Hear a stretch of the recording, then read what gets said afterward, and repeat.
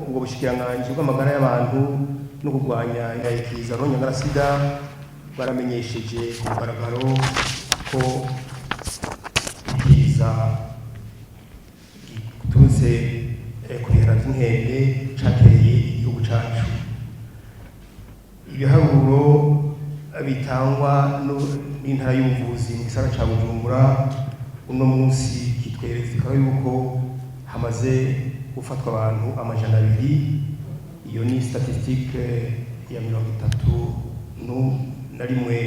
mu Kakaro, ariko komine isizikaye cyane gose mu gisagara ca Bujumbura ikaba ari komine ya Ntahangwa, aho imaze yonyine gushikisha abantu bagwaye 125. Ni komine kubera imvo zitandukanye, harimo na cane ikena ry'amazi n'ubwinshi bw'abantu baharangurira imirimo.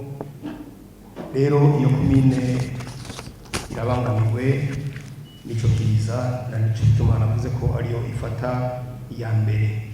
Ariko turashima akigoro k'abaganga na cane bakorera mu gisagara ca Bujumbura mu ntara y'ubuvuzi, akaryo ataco badakora kugira ngo bitwarire cane gose abantu abanyagisagara.